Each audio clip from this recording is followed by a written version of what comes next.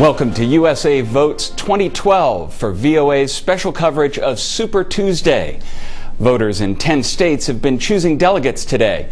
Delegates who will, in turn, help choose their party's candidates for the November presidential election. The polls have closed in 7 of those states and will be reporting the results as they come in. President Barack Obama has no serious challengers for the Democratic Party nomination, but the contest for the Republican Party nomination continues to be a tight race. Leading the delegate count before Super Tuesday has been the former governor of Massachusetts, Mitt Romney. Former Pennsylvania Senator Rick Santorum had about half as many delegates going into today's voting, but he's been polling neck and neck with Mr. Romney. Former Speaker of the House Newt Gingrich was briefly a frontrunner, but has fallen back in the pack. Texas Congressman Ron Paul has collected the fewest delegates, but shows no signs of dropping out.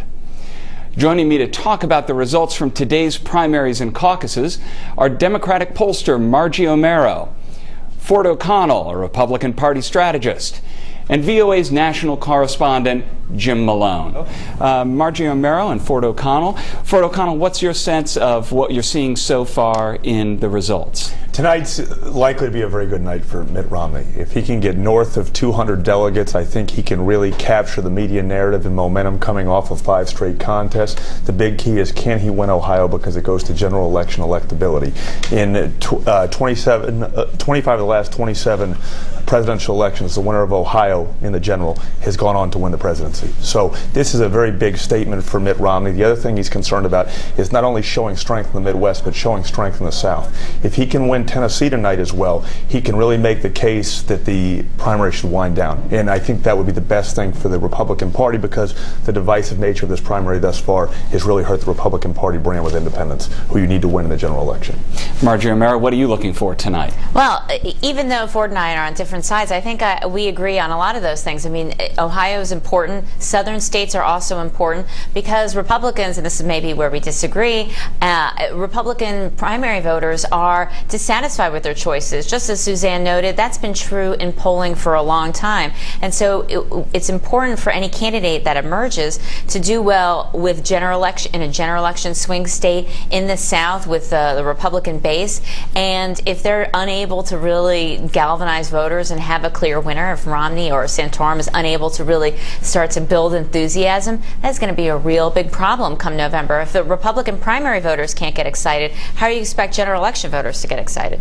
Jim, what's your sense on this? Are voters lacking in enthusiasm at this point, and how big an issue is that going to be for the Republicans come the fall? Well, you know, having been out to Iowa, New Hampshire, and Florida, what I found was Republicans who were interested most of all in an electable candidate, someone to beat President Obama, were leaning toward Romney. But there was a large group of conservatives who were still looking for that sort of white knight, if you will, on a horse, someone who offers true belief, someone they can really identify with. And recently they've turned to Rick Santorum, but for a long time they were shopping among other candidates, whether it was Michelle Bachmann, Herman Cain, any number of others who came and went, as it were. So that basic divide remains. There has been some polling in the last few days that shows perhaps Romney starting to win back some of these conservative factions a little bit. And let's see tonight if there might be a gelling of the idea that acceptance, whatever you want to call it, that Romney's on track to be the nominee. Maybe more Republicans are ready to embrace that. Well, Jim, to your point, we're seeing something in the Republican Party that last occurred in 1976. Republican primary voters are trying to decide whether they want to be the party of the status quo or the party of conservative ideals. And that's really what we're seeing, where the rubber's meeting the road in Ohio. One thing's for sure, Republican primary voters are united to defeat President Obama, but the question just right now is how they get there. And that's really what we're seeing, and that's why we're seeing a different sort of anti-Romney candidate rise, whether it's Rick Santorum, Newt Gingrich, etc.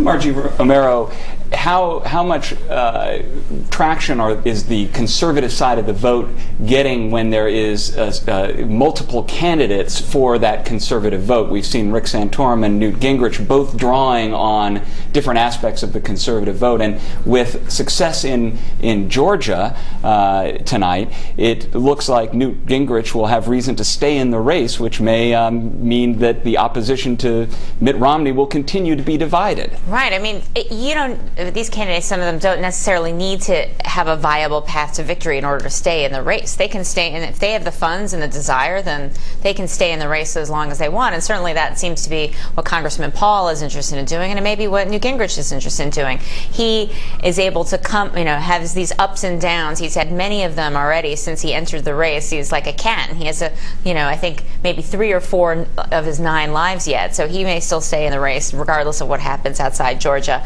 I think another interesting thing to look at is what's going on with the key issue that voters care about. I mean, Suzanne mentioned that folks want to talk about the economy, and a lot of Republican voters, Democratic voters, independent voters, everybody's struggling with the economy. It's not as bad as it was a couple years ago, but it's still a top concern.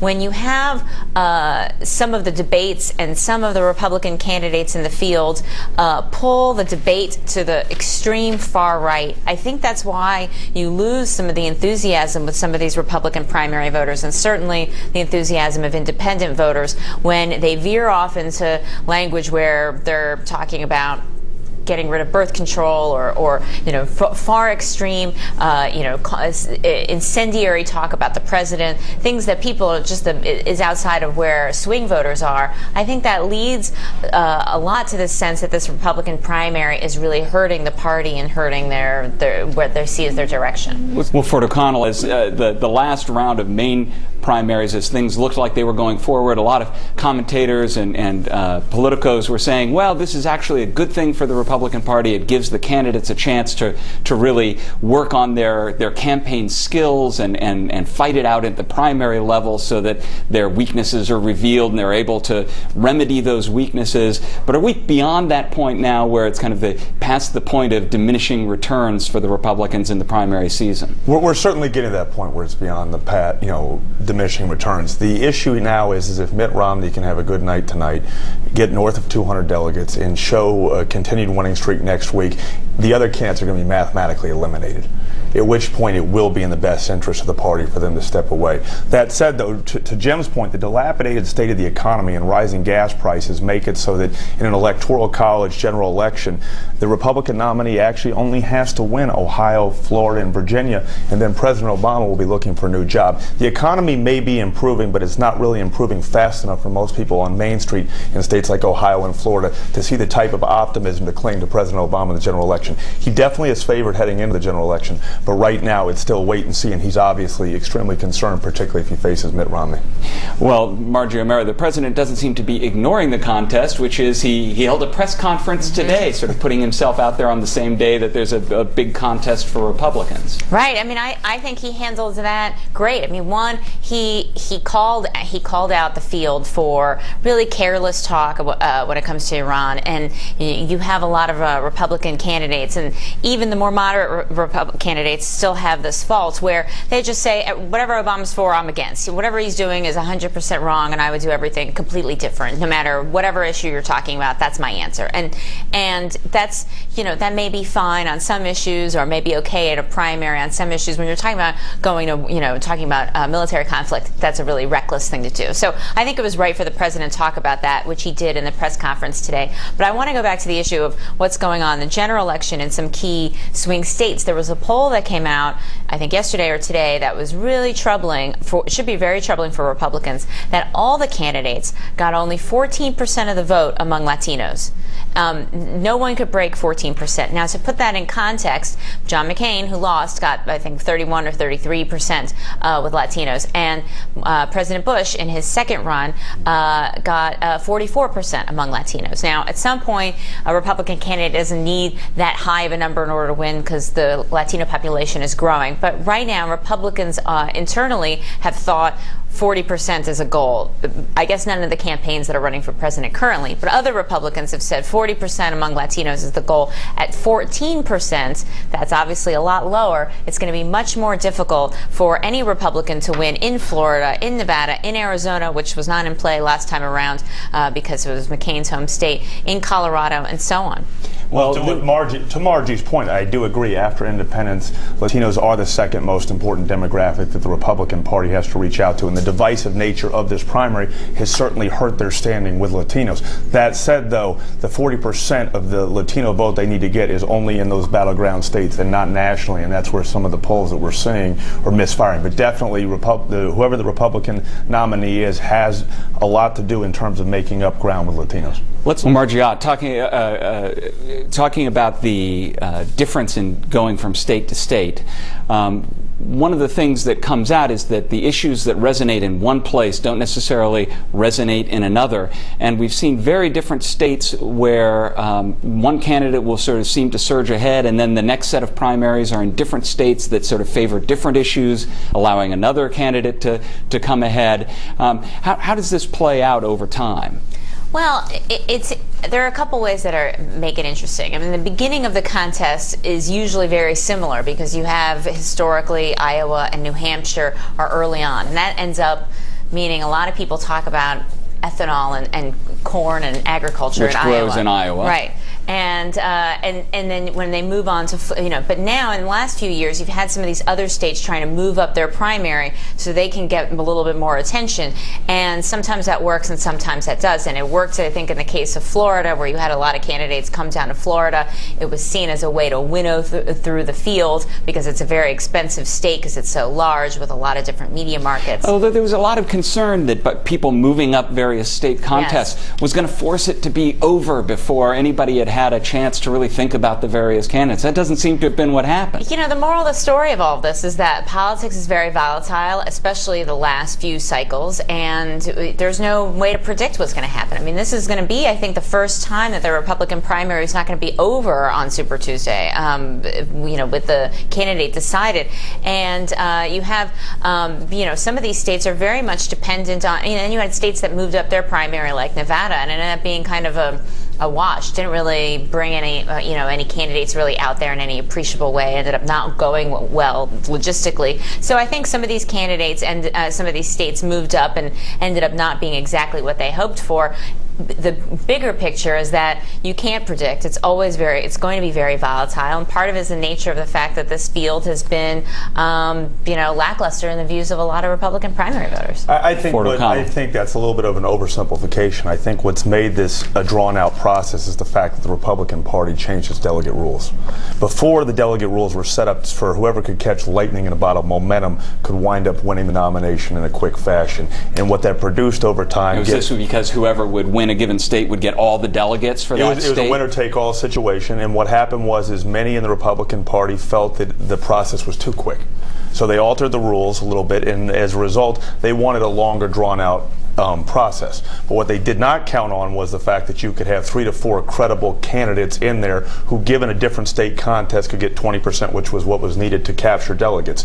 As such, the Republican Party is really shooting itself in the foot with independence because of the way it changed its rules. I think next in 2016 we're going to see a little bit of a tinkering with those rules to sort of balance that out. It was a bad idea to experiment with that with an incumbent in the White House who was A, such a good campaigner, and B, relatively popular. Well, we're getting a breakdown between Gingrich and Santorum. If there are only one of them in there, would this be a different situation? And in so one sense, Gingrich hanging around is kind of hurting Santorum. They want each other to get out of the race so they can take Mitt Romney on essentially one-on-one with sort of Ron Paul in his own category with an asterisk, I suppose. But at the moment, they're going to have to battle each other, and this could help Romney in the end. It could help Romney, but what Romney would like to do is actually win a Southern contest outright. And if he can do that, I think we'll see it wind down, because what will eventually happen is that Gingrich and Santorum will be mathematically eliminated from a delegate perspective, and Romney will be the only one who could technically secure the 1,144 delegates you need for the nomination. So that is something that we're keeping an eye on, and I don't think the process is going to wind down until Mitt Romney can show strength across all regions, particularly in the South. This sort of lack of enthusiasm and the fact that the contest has not produced a clear winner for the Republicans yet, has led some people to speculate that there could be something that hasn't been seen for a very long time, which would be getting to the nominating convention in August without a nominee having really already been determined, and that you could have this split race that would lead to what's known as a contested convention, a contested nomination. Any chance that this might go the distance? Well, I guess I've stopped being surprised by what happens in elections. I mean, that's what makes them exciting to cover and fun to be part of it. But so I guess it could happen. I don't think that is going to be good for Republicans. I mean, there are other good candidates who declined to run. There are other folks out there who would have made great candidates. They would have made strong candidates. They would have had different types of appeal. Maybe they would have faltered under the bright heat of a campaign. Maybe not. But I don't think that inserting one of those candidates later on through some brokered convention is going to yield a good result. I think that's going to show a Republican Party that has a lot of weakness. You're going to have a lot of primary voters upset. You're going to have a lot of voters shrugging their shoulders and saying, what is wrong with these guys? And I think it's just going to have, show a lot of problems. To your point, heading into Super Tuesday, political analyst at Real Clear Politics, Sean Trendy, predicted the chance of a contested convention happening. He put it at 20%. The better Mitt Romney shows with delegates, the more he wins tonight and next week, the less of a possibility that is. It is still out there, but to Margie's point, I don't think it is in the best interest of my party for that to happen, because I think we could see a real battle between the sort of the social conservative and the fiscal conservative side of the party. But again, anything can happen, and this is the craziest primary I've ever seen, and it wouldn't shock me if it did, but I do still think right now Mitt Romney will be the inevitable nominee. The only question is when. We had the Tea Party in 2010. It got Republicans very energized. They didn't want to lose that steam, that small government, that they got energized by that. They took back the House of Representatives, and so they were looking for a way to find a candidate who kind of fit that mold. Frankly, to put it this way, who could get more in the face versus President Obama. They want someone who's boisterous. That's where their heart comes in. But so that's why I say it seems to me to be a battle between the head and the heart. Although, Ford O'Connell, if people are looking for somebody who's willing to be tough in an election, the Romney camp has showed that it's willing to hit pretty hard, and in the tactics it's taken against its opponents in the primary. Absolutely. From a fundraising and organizing perspective, the Mitt Romney's campaign has been second to none. And I think that heading into the general election with the state of the economy again and with rising gas prices, this is going to be a very nasty election. And one thing I can say is, as a Republican, I may not appreciate President Obama's stances and policies, but he is a fantastic campaigner. And you're going to need someone who pays attention to details like Mitt Romney if you're actually going to win over the White House in November. This is VOA's special USA Votes 2012 coverage of Super Tuesday. I'm Eric Felten. And joining me to talk about how today's voting will shape this year's presidential race are Democratic pollster Margie Omero, Republican Party strategist Ford O'Connell, VOA national correspondent Jim Malone, and in Columbus, Ohio, VOA correspondent Suzanne Presto. Now, we've got some figures that are coming in on the delegate totals, and it seems that, however things are breaking state by state, that Mitt Romney is opening up a bit of a gap with his delegate totals here now. So Mitt Romney we're seeing currently at 267 delegates total. Rick Santorum at 92 delegates total. Newt Gingrich at 56, and Ron Paul at 25. And of course that's going to change throughout the evening, not only with the figures that we've got coming in now, but also some of the caucuses going on in the western part of the country that close later. Those figures won't come in until much later. Margie Omero, we were just hearing about the impact of money in the race. What's your sense of how the money is playing out in the primary contest and how it's likely to play out in the fall? Well, I think there are a few things. First, we think about money and we also think about negative advertising, kind of in the same boat, and we were talking about it a little bit before. And a lot of times folks, they say they tune out, they say they don't like negative ads, but we as a pollster, my job is to test ads and to test what makes people move, and they actually do work. I mean, and not all negative. People spend millions and millions and millions of dollars on negative ads, and they wouldn't do it them if they didn't work, right? And so, not all negative ads are created equal. There's the ones that are digging through trash and are made up, and there are the ones where it's a comparative on a specific policy position. So I think when we talk about money in campaigns and we talk about negative ads, it's important to make that distinction. I think we're going to go to Atlanta, Georgia, where Newt Gingrich is about to speak to supporters.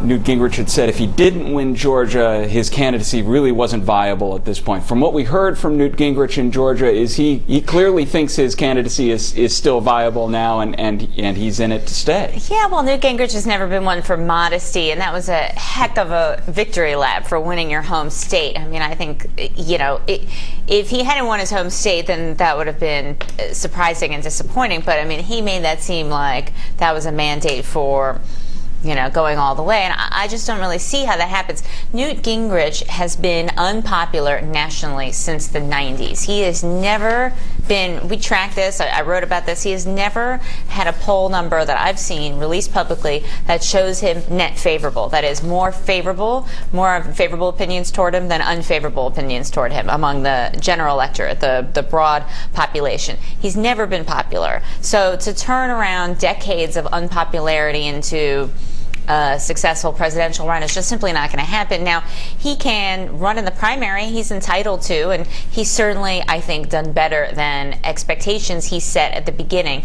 But it's kind of laughable for him to blame the media and everybody else for where he is. I mean, his staff left him. He went on a vacation right after he announced. He had but after all of that, he did manage to surge ahead and become the leading candidate for a while. Dance with the media. He did great in the debates, while you had other folks who were standing up there who could barely finish their own thought. To Margie's point, Newt Gingrich is not going to be the nominee. Okay, but to remain a viable candidate, he has to become the preferred candidate of Southerners. And to do that next week, he must win Mississippi and Alabama. And if he doesn't do that, then it's going to be very hard for him to make the case to donors for the money that you need to move forward. Though, if his chance is to gang together with Rick Santorum and say, hey, we want to block Romney from getting the nomination, that is always a possibility. But as for Newt Gingrich becoming the nominee outright before the convention, that's not going to happen. He already got some bad news tonight because he was hoping to carry over into Tennessee, maybe Oklahoma. That doesn't look like it's happening. So,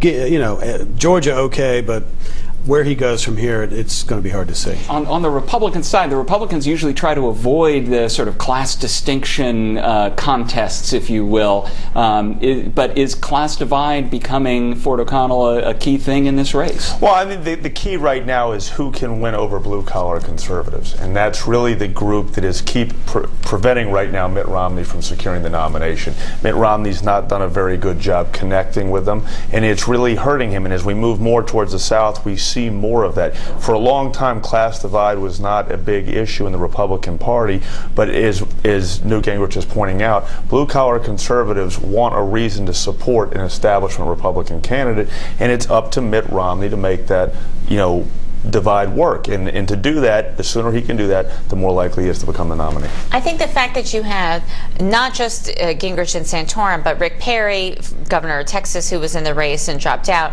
all attacking Romney on the fact that he was, they call him a corporate raider, and that he laid off jobs in his previous experience as head of a private equity firm. It shows that even among Republican primary voters, these messages must test well, must work well, which shows that they're going to be particularly hurtful problematic for Romney going into a general election. Yeah, but some of those attacks that Gingrich launched on Romney actually backfired on him a bit, and it got kind of that economic base in the party up in arms, and that caused Romney to go out and then say, I'm proud of the money I've made as a businessman. And let me bring it back to Ohio for a minute, and your point is about working class. The exit polls in Ohio showed Romney doing a little better. I mean, that Santorum was ahead, but narrowly this time, and it's going to a very close rate. A few minutes ago, the lead in Ohio, and again, we're only talking about 6% of the vote in or so, was 5,000 votes. Romney was ahead. It's down to 1,000 now. So it's looking like it could be a very long night in Ohio. Well, whatever happens in Ohio, though, Mitt Romney's going to walk away with more delegates because the disorganized Santorum campaign failed to get on the delegates in 3 congressional But the districts. perception would be better Exactly, if the Romney perception could is win more the important than state the math. outright. I totally agree with you. But we are seeing here in Super Tuesday, instead of sort of deciding the contest, where we seem to be at the same kind of place we were at before, which is multiple candidates in this race, and not only multiple candidates winning in different states, but very close race in Ohio, which sort of stands for that middle ground. And absolutely, but I think perfection is sort of a myth in politics, and I don't think that a lot of people recognize that whenever we go into these primaries, people are divided everywhere. When the president was running in 2008 in his own primary, there was a lot of divide as well. I just think that right now, because there's only one primary going on the Republican side, this divide is sort of magnified because eyes are on Ohio, and that's what everybody's watching. But there are 2 key differences, and Republicans like to point out that there was a heated Democratic primary last time, and there was, of course. It was a very heated. It was very heated, and it was tough, and they drew blood, but there's a couple key differences. The first difference is you didn't have Hillary Clinton and Barack Obama duking it out over how far to the left they could be. Some things they were fighting, one was more to the right than the other. Something was they were duking it out how far to the right they could move. Well, they were not going so far to the extreme that they ended up emerging damaged in a general election. And the second difference between that contest and this contest is that you didn't have Barack Obama and Hillary Clinton unpopular nationally, and that's what you have with all 4 Republican candidates who are unpopular nationally right now. I think Margie's oversimplifying that. I think one of the things we're forgetting about is the super PACs and the negative ads and the roles that they're going to play. In the general election, regardless of who the Republican nominee is, 2012 is going to be a very nasty general election, and it's something that the American public is going to brace for, and I think it's going to drive the enthusiasm across the country down, and the question is which candidate can make the best pitch. And in 2008, there were a lot of Democrats very worried about the lengthy primary campaign that went on, some concern about how it would impact in November.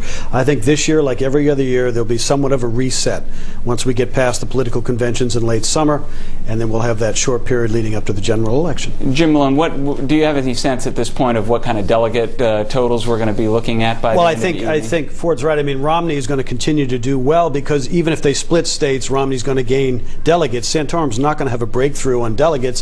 He really needs a momentum builder with a win in Ohio, and it's really going to come down. That's going to be the headline. His campaign, because right now his campaign barely has 2 pennies to rub together, and if he can't convince people that he has a viable path to nomination, it's going to be very hard for him to continue to get funding and resources. The other strategy is, does he have a VP strategy where he forces, he shows his strength in the South and with the Republican base that just won't move to Romney, and does that force Romney's hand instead of picking a Latino like Senator Marco Rubio? Does he end up having to pick Santorum in order to heal the party? Jim Malone, we've only got a few moments left, but what's next in this contest? Where does it go next? Well, it stays in the South actually next week with Mississippi and Alabama voting, and Newt Gingrich will try to build on his win tonight in Georgia, but I think Rick Santorum will be strong, and we'll see what Mitt Romney does. Mitt Not Romney's a great already Southern booked candidate. $1.3 million in ad time in Mississippi and Alabama. He clearly recognizes that if he wants to stop the bleeding, he's going to have to do it in the South.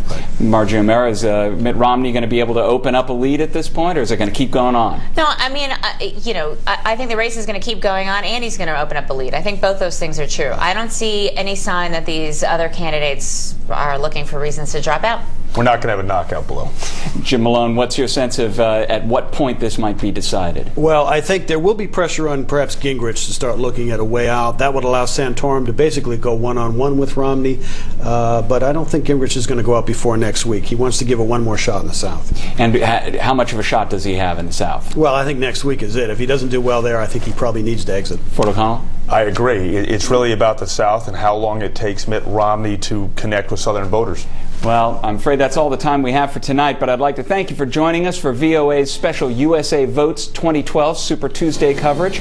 And I'd like to thank my guests, Democratic pollster Margie Omero, Republican Party strategist Ford O'Connell, VOA's national correspondent Jim Malone, and VOA correspondent Suzanne Presto.